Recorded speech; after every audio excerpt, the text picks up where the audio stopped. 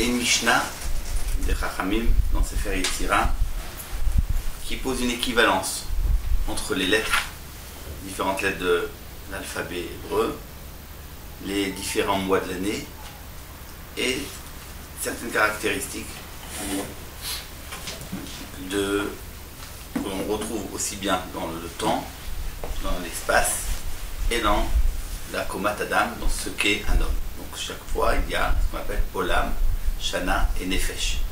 Et les Chachamim vont faire une correspondance entre chaque lettre et ce qui va correspondre au niveau du temps, au niveau de l'espace et au niveau du Adam. Concernant le mois de Elul, la Mishnah enseigne, c'est la lettre Yud qui est choisie. Ce qui est choisi donc dans le Shana, c'est Elul. La lettre, c'est Yud.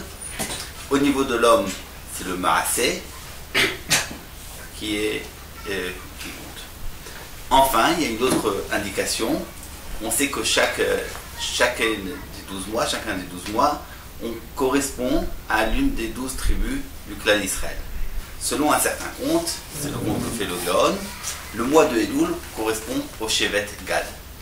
Donc, si on récupère tous ces renseignements, cela nous donne l'équivalence suivante. Elul, c'est la lettre Yud, c'est le Maaseh, c'est le Shevet Gad. Voilà la correspondance que je voudrais expliquer quelque peu. Quelle correspondance est-il entre ces termes? Elul, le Yud, le Maaseh et le Shevet Gad. Alors commençons par le Shevet Gad, la tribu de Gad. Qu'est-ce qui définit la tribu de Gad? Alors on l'a dans le Passouk à deux reprises, dans la fin de Bereshit et dans la fin de Dvarim, on nous parle du Shevet Gad. Le mot Gad lui-même, dans le sens même du mot Gad, il y a une contradiction puisque le mot Gad signifie une chose et son contraire. Comme souvent, dans les mots de la Torah, vous avez un même mot qui peut avoir deux significations contraires. Par exemple, le mot Medaber ou Midbar. Midbar, c'est le désert, c'est le lieu vide de toute parole, et alors que Medaber, c'est le propre de la parole. Vous avez le mot Oker, qui signifie aussi bien planté que déraciné. Et ainsi de suite. Les Sharesh, qui peut signifier introduire dans une racine ou bien déraciner. Et vous avez beaucoup de mots qui signifient une chose et son contraire. Le mot Gad aussi a cette particularité qui peut signifier aussi bien la notion de continuité que la notion de mechitza, de discontinuité, de coupure et de brisure. Le mot Gad d'abord, dans un premier sens, Gad signifie Gadol. Le mot Gadol est construit sur le mot Gad. Vous avez aussi la notion même de God ou Egoud. Dans la Gemara, dans la tout le monde connaît cette Gemara. Lorsqu'il y a un terrain, deux associés qui sont propriétaires sur ce terrain, il n'y a pas de quoi, on ne peut pas le partager, trop petit. Donc le principe qui va être donné, c'est que c'est ou l'un qui va recevoir tout le terrain, et l'autre va lui en payer la moitié, ou c'est l'autre. Et donc la Gemara va dire, on appelle ça God ou Egoud. Ou tu tires à toi tout le terrain, ou c'est moi qui le tire à moi. Donc God, ça signifie tirer, ramener à soi. Il y a une notion de continuité, de ramener. Et la notion même de Gadol, que signifie le mot Gadol? Gadol. Alors on sait la différence entre Gadol et Katan. Gadol procède du mot Gad, même racine que Gad. Être Gadol, qu'est-ce qui différencie un enfant de quelqu'un qui est déjà Gadol? C'est pas l'intelligence. On peut avoir des enfants qui sont plus intelligents que des adultes. La différence entre un Gadol et un Katan, c'est dans le Da'at. On dit qu'un Gadol, c'est celui qui a la capacité d'avoir un Da'at. Qu'est-ce que le Da'at? Le Da'at, c'est pas de l'intelligence. C'est pas une fonction neuronique. C'est pas cela le Da'at. Le Da'at, comme on le sait, c'est la possibilité d'unifier tout autour d'un point central. C'est la possibilité de ne pas avoir une dispersion dans l'esprit et dans les actes. C'est la possibilité de tout unifier autour d'un point qui va permettre de rassembler le tout. Le mot Da'at, on le sait, il est dans le Passouk pour la première fois. Va Adam Yada et Chava Ishto. Adam a connu Chava, ça veut dire c'est cette relation où il y a deux êtres qui vont s'unifier pour en devenir un seul. Ce qui caractérise le Gadol, c'est pas sa puissance neuronique, c'est pas sa capacité de réflexion, c'est qu'il a le Da'at. Le Da'at, c'est-à-dire cette possibilité de tout unifier, de tout rassembler, d'avoir une vie qui ne soit pas dispersée, mais d'avoir une vie unifiée autour d'un point. Or cela, c'est pour cela que le gadol procède de la racine gad. Parce que gad, c'est précisément cela. Dire gad, c'est dire cette capacité de tout ramener à une vie, d'avoir une ligne de conduite et de tout ramener à cette ligne de conduite. Ça, c'est un premier sens. Dans le passouk, on dit Mishrou ou Krou Lachem. Donc, Mishrou va être traduit Itnaklidou. Donc, l'imshor, ramener une continuité, un cave, un trait, une façon d'aller toujours selon une même optique, ça s'appelle Gad.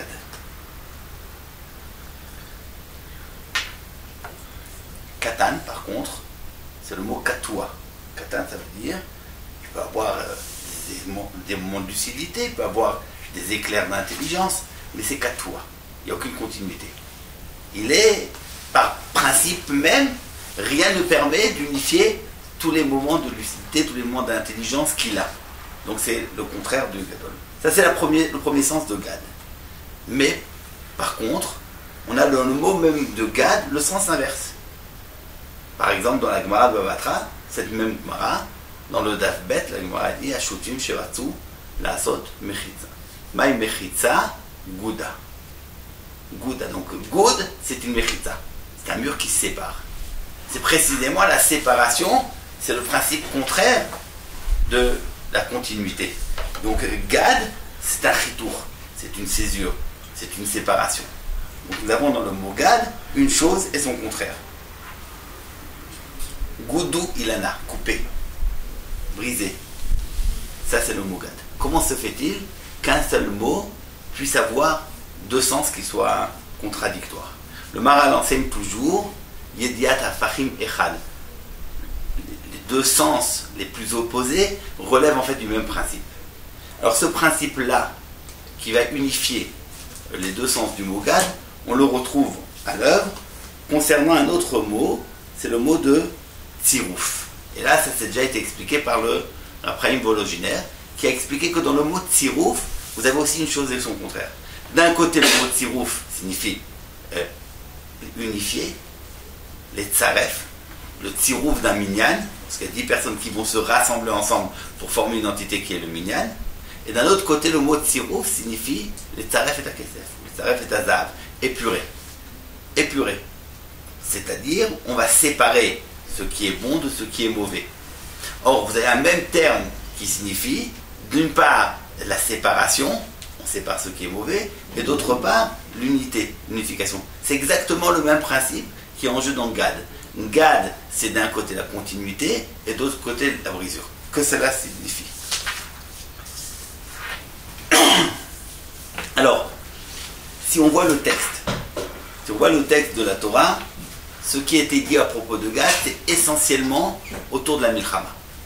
Les brachot qui ont été donnés à Gad, c'est essentiellement autour de la Milchama, aussi bien dans le texte de Bereshit, lorsque c'est Yaakov qui parle, que dans celui de Dvarim, lorsque c'est Moshe qui parle. Donc nous avons ici le Gad Gedoud Yegudenu, Vehu Yagud Akev. Donc ce sont les bataillons de Gad. Gad, lorsqu'il va à la Milchama, il va avec des bataillons. Ce sont des bataillons bien formés. Ce n'est pas que tous les membres de Dan, dont les soldats, sont dispersés. Non, ils forment un bataillon bien formé. Ils forment une unité. Et c'est pour ça, dira Rashi, c'est parce que lorsqu'ils sortent à la guerre, ils sortent sous forme de bataillon, Vehu Yagud Akev, alors ils reviendront tous. Il n'y aura aucune perte. Pourquoi est-ce que Gad réussit une milchama, mais une réussite parfaite, sans aucune perte? Parce qu'il ne sort pas de façon dispersée, un soldat à droite, un soldat à gauche, mais c'est sous forme d'un escadron, d'un bataillon bien formé. Donc cette unité du bataillon de Gad, c'est ce qui permet d'assurer une victoire, mais une victoire totale, sans aucune perte. Gad Gedoud Yegudenu, Vehu Yagud Akek. Et vous avez aussi le principe de Gad qui est expliqué dans Dvarim lorsque c'est Moshe qui parle, où les Gad Amar, Baruch Machiv Gad, Kelavi Shachen, Vetaraf Zeroa Afkotkot. Tarav Zroa Afkotkot, c'est encore à nouveau, c'est un signe de la victoire de Gad dans la Milchama. On nous dit Harugen Hayu Nikarim, je cite Rashi, Chotrim Arosh Imazroa Bemakachat. Donc on pouvait déterminer, lorsque Gad était en guerre, on pouvait déterminer quelles étaient les victimes de Gad. La victoire de Gad sur les ennemis de Gad était totale, de telle façon même qu'il y avait la marque de cette victoire sur le corps même des victimes. Donc Gad était présenté dans la Torah à propos de la Milchama. Bon, alors bien sûr, à un premier niveau, c'est une Milchama contre les Oivim d'Israël, c'est une Milchama physique. Mais il ne s'agit pas que de cela, et lorsque l'on lit le texte du Rambam sur les Milchama, on se rend compte que toutes les Milchamot, ce qui compte dans la Milchama, c'est avant tout, c'est une Milchama entre deux possibilités, celle du Tov et celle du Ra. Une Milchama, la Milchama de Israël, elle a toujours comme Reka, comme fond, une Milchama de deux types, du Tov et du Ra. C'est pas simplement une Milchama pour un Kiyum, pour une existence matérielle. La Milchama pour l'existence matérielle d'Israël, elle est toujours sous un fond qui est le fond de la Milchama, la véritable Milchama, à savoir que lorsque l'on attaque Israël, ce qu'on attaque, c'est le nom d'Akadosh Baruch Hu que Israël porte. Aucune agression d'Israël n'est gratuite. Lorsqu'on attaque Israël, c'est pas qu'on attaque un voisin qui prend trop de territoire, c'est que ce qui est attaqué en Israël, c'est toujours le nom de Akadosh Baruch Hu. Israël porte le nom d'Akadosh Baruch Hu. Et lorsqu'il y a une Milchama, c'est toujours cela. Donc le Rambam dira, toute Milchama qui est à l'encontre d'Israël, c'est une Milchama contre le Yichud Hashem, contre le Kiddush Hashem. C'est une Milchama al Hashem val Meshichu. Donc, lorsqu'on nous parle de Gad, on nous parle de la modalité, comment Israël va réussir cette Milchama. Ce qui nous permet déjà, un premier point, d'éclaircir un premier point. Pourquoi, selon la Mishnah, y a-t-il un rapport entre Elul et Gad? Quel rapport entre Elul et Gad? Puisque nous avons déterminé, selon le compte du Gaon, c'est le mois de Elul correspond au Shevet Gad. Quel rapport entre Elul et Gad? Alors le rapport est simple. Nous avons dit la semaine dernière, nous parlions du principe de Elul en tant que dernier mois de l'année. Certes. Mais Elul a une autre dimension. Elul, c'est pas simplement le dernier mois de l'année. Elul, c'est aussi ce qui prépare à Tishri. Elul, c'est le mois de préparation à Tishri.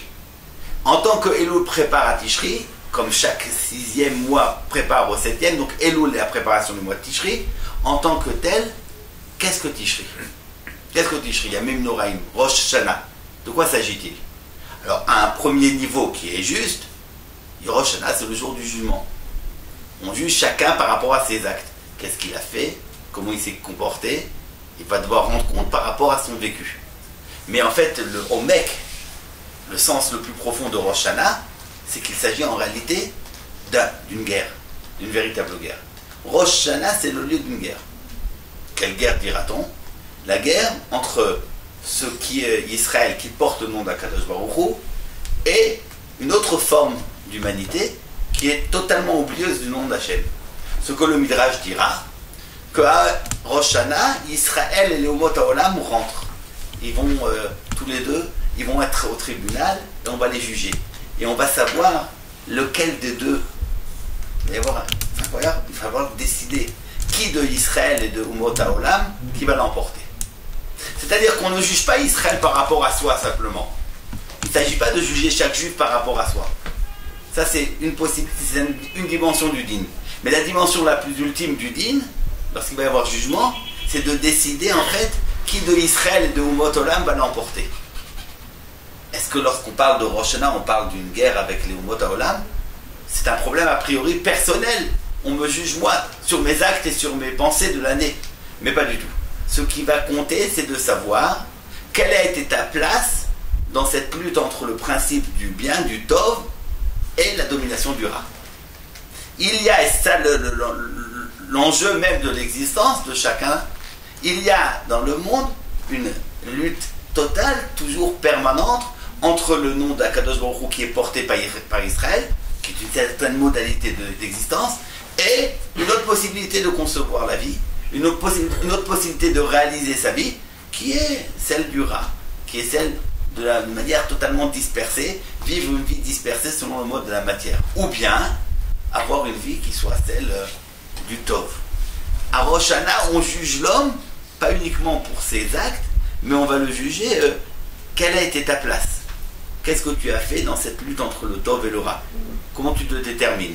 Qu'est-ce qui, au bout du compte, dans cette année, qui a été dominant? Est-ce que c'est le Tov qui a été dominant? Est-ce qu'on peut parler d'une victoire du Tov?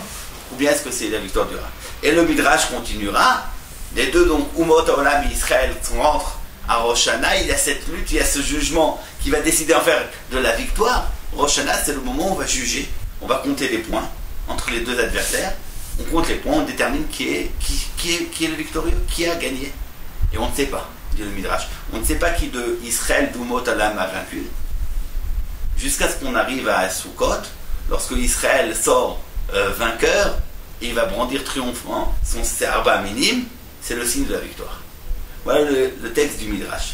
Ce qui signifie que les Chazal, les maîtres, placent ce qui se passe en jeu de Rosh Hashanah à un niveau bien plus élevé, bien plus profond, bien plus fondamental que celui des actes d'un homme. C'est pas simplement toi vis-à-vis de toi. Ce qui compte, c'est comment tu te détermines, qu'est-ce que tu as fait dans cette lutte entre le Tov et le Ra. Donc il y a une milchama. Tishri, c'est le moment de la milchama. Elul, en tant que Moa qui va préparer à Tishri, c'est le mois de la préparation de la milchama. C'est pour cela qu'il est bien évident que lorsqu'on va chercher un benzoug, lorsqu'on va chercher un correspondant au mois de Elul parmi toutes les tribus du clan d'Israël, c'est naturellement qu'on va trouver Gad. Gad s'impose comme étant la chevet qui correspond au mois de Elul, parce que Gad, c'est le principe même de la victoire dans la Milchama. Or, Elul, c'est le principe de préparation à ce Yom Din. C'est le dernier mois où, en fin de compte, on essaye de gagner le plus de points pour que, lorsque va arriver le début de l'année, on puisse en remporter la victoire. Donc, Elul, c'est en vérité, voilà, lorsque la bataille va prendre fin, et chacun s'efforce de donner le maximum de soi dans cette lutte pour la victoire. Donc, Elul, c'est le principe de Gad. Gad, c'est la façon juive de mener une milchama. Cette milchama, qui peut avoir, bien entendu, des aspects d'une milchama nationale, d'une milchama pour une certaine indépendance, d'une milchama, mais qui est toujours, en fait, doit être entendue sous un fond beaucoup plus profond, qui est milchama yichud Hashem. Qu'en est-il du nom d'Akadosh Baruch Hu? Qu'en est-il du nom d'Hachem dans le monde? Est-ce que c'est un nom qui peut être audible? Est-ce que dire le nom d'Hachem c'est audible? Ou est-ce que c'est un nom qui n'a plus aucun sens? Est-ce que c'est ne correspond à plus rien? Ça, c'est cela même, le sens même de la Milchama, et c'est l'enjeu de Rosh Hashanah. Donc, Elul, en tant que préparation en Rosh Hashanah, est porté par le Shevet Gad. Ça, c'est un premier point. Maintenant, comment cela se fait-il? Alors, nous avons dit Gad a ces deux dimensions. D'un côté, il est unifié. Gdoud, ce sont des bataillons bien rangés, bien serrés. Ils sortent en bataillon à la guerre. Et c'est ce qui permet la victoire. Vehu Yagud Aker. Il reviendra totalement avec tous ses membres sains et saufs parce qu'ils sont partis, parce qu'ils sont sortis à la Milchama bien rangés, serrés dans un bataillon unifié. Et d'un autre côté, Gad, c'est la séparation. Gad, c'est la brisure. Parce que, précisément, il faut bien l'entendre, on ne fait pas une milchama pour soi. La milchama, ce n'est pas le but. Il n'y a pas de milchama, il n'y a pas de but interne à la milchama. On ne cherche... La milchama n'a pas une utilité en tant que telle. La milchama, en réalité, c'est qu'une chose. C'est tendre vers un but. La milchama signifie, je tends vers un but, je me fixe une matara, un tachlit, et j'y tends de toutes mes forces. J'ai un projet, ce projet, c'est je me projette vers une finalité qui est celle de la finalité de ma vie, et je suis toute tension vers cette finalité, je suis tout tendu vers cette finalité, et je ne me disperse pas. Alors, arrive qu'au courant de mon existence, moi qui porte en moi ce projet, cette vocation, cet appel vers une finalité, je rencontre certains écueils. C'est ça la milchama. Il y a milchama lorsque dans le mouvement qui m'amène vers cette finalité, dans le mouvement qui m'amène vers ce but que je poursuis, je rencontre des écueils qui veulent m'égarer, qui vont m'obliger à aller à droite ou à gauche, à sortir du chemin que je me suis tracé pour arriver à cette tachlit. Alors qu'est-ce que je dois faire? Je dois surmonter l'écueil, je dois précisément prendre cet écueil et le déplacer. C'est ça faire une milchama. Une milchama, ce n'est pas en tant que tel d'aller combattre quelqu'un d'autre. Une milchama, c'est de tendre vers un but, et lorsque quelqu'un se met en travers de mon chemin, lorsque quelqu'un m'empêche d'arriver au but que je me suis fixé, alors je rentre en guerre avec lui, c'est-à-dire que je vais faire en sorte qu'il ne soit pas un obstacle pour moi. C'est pour cela que le mot Gad a ces deux sens. D'un côté, c'est cette tension vers une finalité, ça c'est le Gad en tant que Hemsher, en tant que continuité, en tant que tension vers un point, ça c'est le Gdoud, le fait d'avoir une vie unifiée.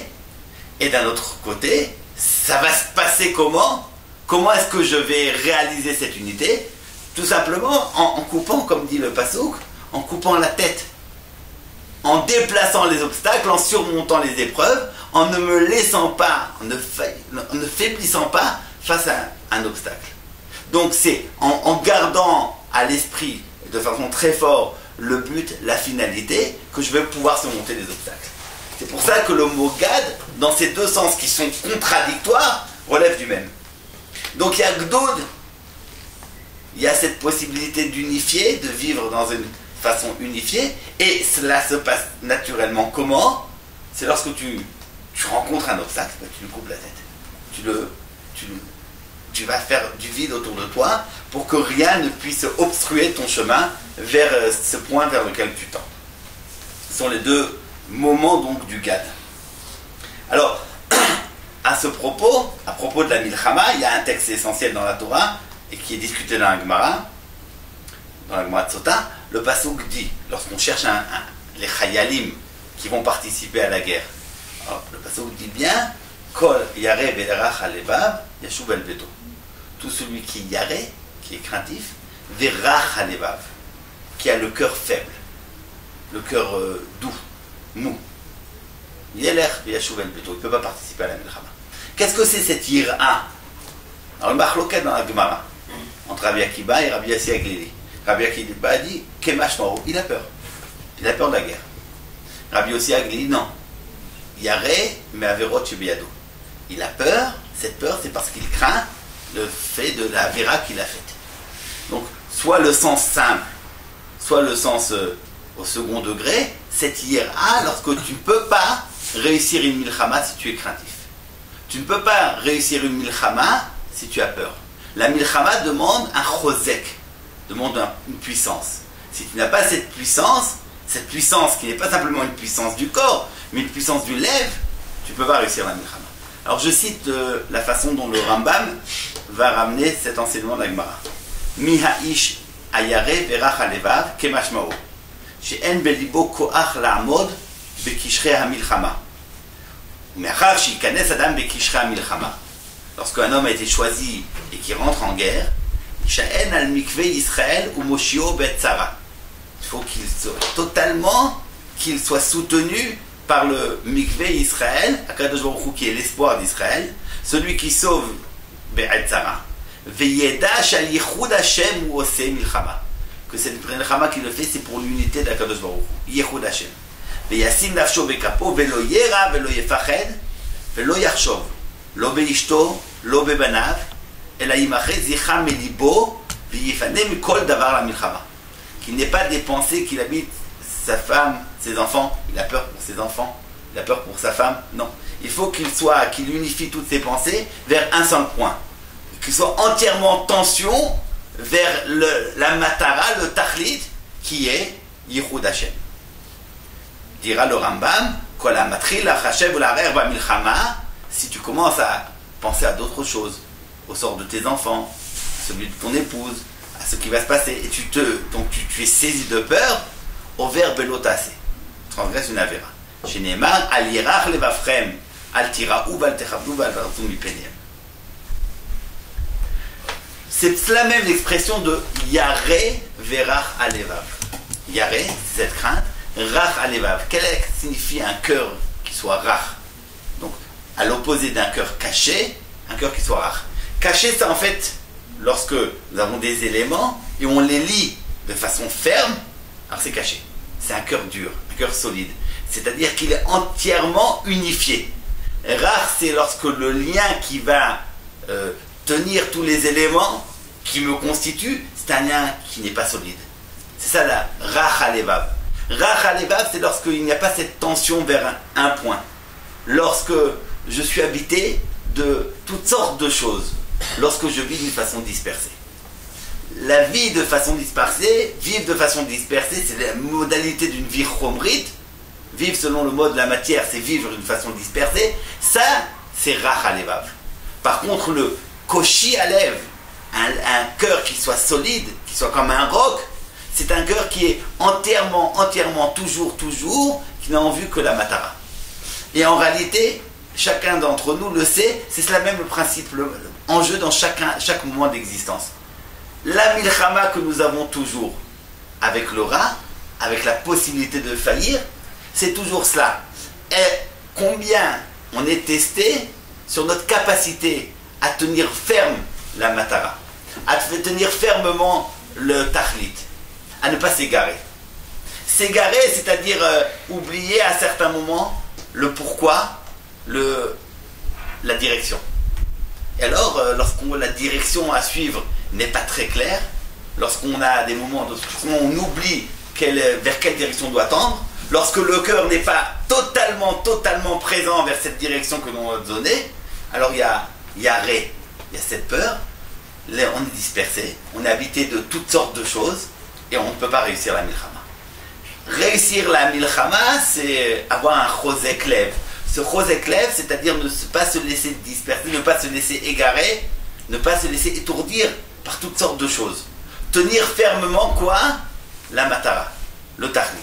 Lorsque, malgré les écueils, malgré les obstacles, malgré les tentations, on a en vue qu'une seule et unique chose, c'est ce futur qui n'est pas là, qu'on ne sent pas, qu'on ne voit pas, mais dans notre marchava, on l'habite, on habite ce futur, non pas directement dans le présent, mais par notre marchava, par cette tension que l'on a vers un futur qui n'est pas là, mais que nous amenons, que nous rendons présent dans cette tension vers ce futur-là, alors il y a une possibilité de ne pas se laisser égarer. Lorsqu'il n'y a pas cette possibilité, lorsqu'il y a rach halevav, alors il y a cette faiblesse. Cette faiblesse, c'est penser à ses enfants, penser à sa femme, ce sont des éléments, mais ça peut être pour chacun d'entre nous, signifie être dispersé. Être dispersé, se laisser appeler, se laisser tenter par d'autres choses et oublier la direction qu'on doit faire. Le pasuk le dit, Kaveh el Hashem, Chazak ve'yamet libecha ve'kaveh el Hashem. Kaveh el Hashem, le Rambam ici fait allusion. Il dit, lorsque tu rentres en milchama, Yisha'en al mikveh Yisraël. Mikveh Yisraël. Akadosh Baruch Hu est considéré comme le mikveh d'Israël, celui qui purifie Israël, mais celui aussi c'est l'espoir d'Israël. La notion de kavé, elle signifie quoi? Elle procède du mot cave. Kavé, c'est cave, c'est une direction. Kavé, c'est un trait, c'est une droite que je tends jusqu'à l'infini, jusqu'à le tahlit. Kavé Hachem, avoir en Kadosh Baruch Hu un espoir fort, c'est précisément tendre vers un but et ne céder pas à se laisser s'égarer. Et c'est là ainsi que le pasuk se donne. Kaveh el Hashem, Chazak ve'yamet libecha ve'kaveh el Hashem. Deux fois Kaveh el Hashem. Le premier Kaveh el Hashem, c'est un devoir. Kaveh el Hashem. Entends bien que tu as un tahlit, il y a une finalité, attache-toi à ce tahlit. Chazak ve'yamet libecha. Chazak. Que ton cœur soit solide. Solidifier son cœur, solidifier ses pensées, solidifier son existence autour d'une seule direction. Ça c'est le principe. Chazak ve'yamet libecha ve'kaveh el Hashem, deuxième moment, alors tu pourras avoir espoir en Kadosh Baruch Hu. Cela signifie en réalité que il faut et il suffit de cet espoir, il suffit de cette tension vers la finalité pour être assuré de la milchama, de la victoire. Et que si Chaz Shalom, la victoire n'est pas là, c'est uniquement parce qu'il n'y a pas eu cette tension.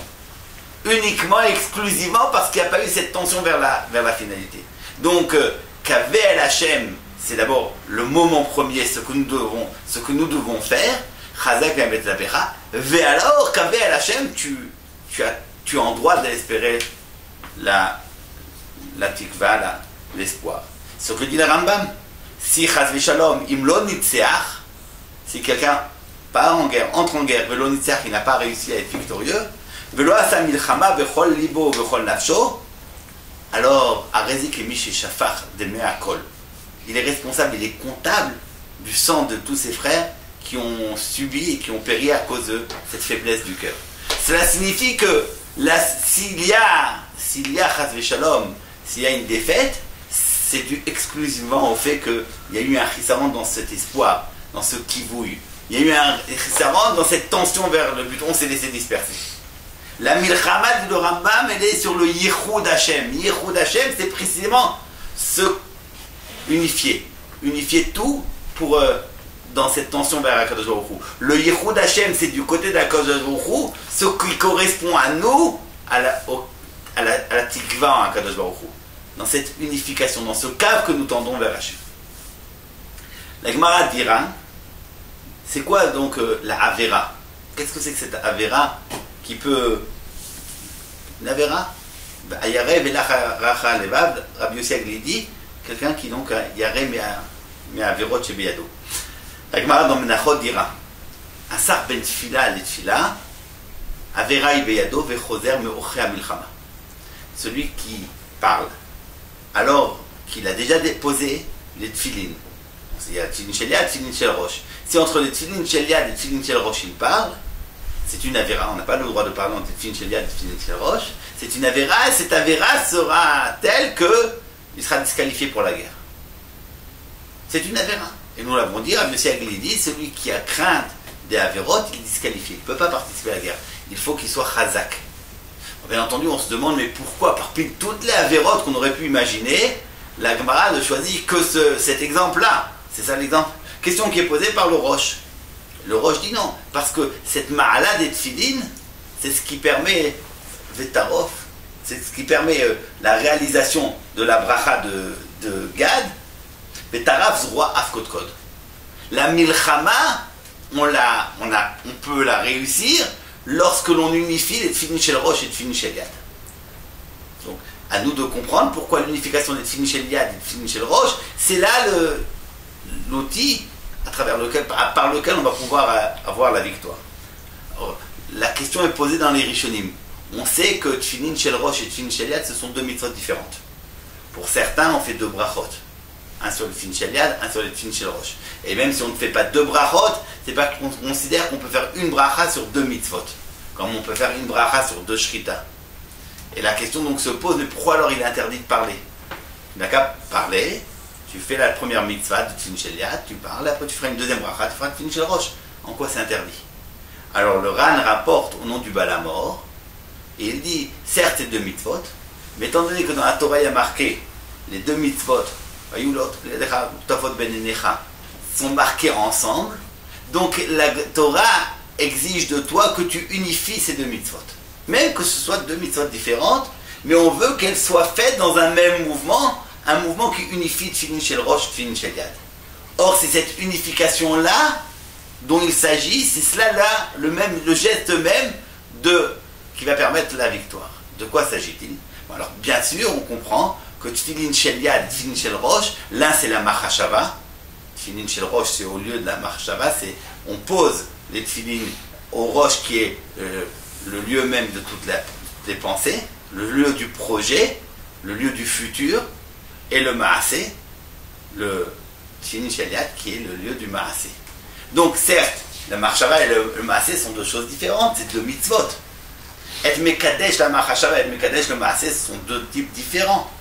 Mais la Torah exige une même unification, un même mouvement, de ne pas différencier, de ne pas briser l'unité entre tfilin shel yad et tfilin shel rosh. C'est cela même, cette unification que nous faisons, en unifiant les deux mitzvot qui sont totalement différentes, qui sont d'un côté tfilin shel yad et tfilin shel rosh, qui sont donc de deux rapports différents, de deux dimensions, qu'on ne peut pas superposer l'une à l'autre. L'un c'est l'ordre du projet, et l'autre c'est celle du maasé.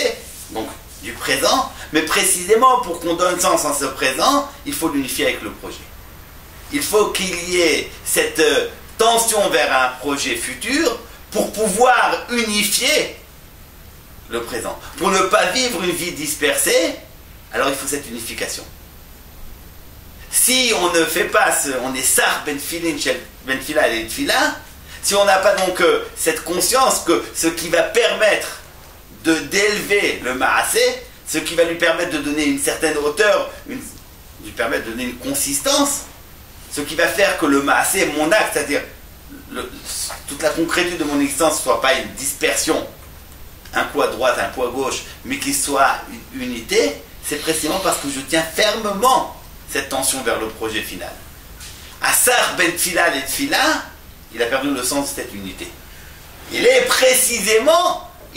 dans cette sar ben tfila et tfila, il est dans le cadre même du yaré velach alevav.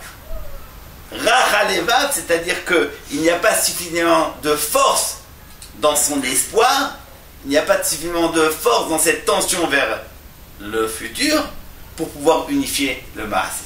En tant que tel, il est choser mochem melchama. C'est, il me semble, le sens premier de cette correspondance que les chachamim font. Correspondance entre le yud et le maasé. Et là, je termine sur ce dernier point. Nous avons dit que les chachamim dans la Mishnah disent que la lettre de Elul, donc Elul, c'est le mois, au niveau de l'homme, c'est le maasé, et la lettre, c'est le yud. Or là, nous avons un véritable problème, puisque chacun sait que le yud, c'est de l'ordre de la marshava. Le yud, c'est de l'ordre du projet. C'est exactement le contraire du maasé. Le yud, ça ne devrait pas être jumelé au maasé. On aurait dû parler du he, mais pas du yud, pour le maasé. Or, précisément, les chachamim n'ont pas trouvé mieux que le yud pour lui faire correspondre le maasé. C'est, il nous semble, le sens même de cette paracha. Tout le principe de Elul, c'est d'élever le maasé, de l'unifier, grâce à cette tikva que nous avons dans le yud, dans le projet. S'il y a une possibilité que le maasé soit un maasé uni, s'il y a une possibilité que le maasé ait un sens, si on peut donner sens à nos gestes et à nos actes, c'est exclusivement parce que on a, à chaque moment, on tend vers cette finalité qui dépasse le présent. Si on s'installe uniquement dans le présent, dans une vie qui soit à la hauteur du présent, ne peut pas être une vie unifiée. Elle sera nécessairement une vie dispersée. Pour unifier le maasé, c'est ça le principe même du Elul, c'est que tout le maasé, tout ce qui se passe donc les derniers mois, le dernier mois de l'année, cette unification de tous les maasim que nous avons l'année, pendant toute l'année, on l'unifie par le chibour à la marshava. C'est, semble-t-il, ce qui permet de comprendre la correspondance entre le yud, le maasé, le mois de Elul et le Shevet Gad.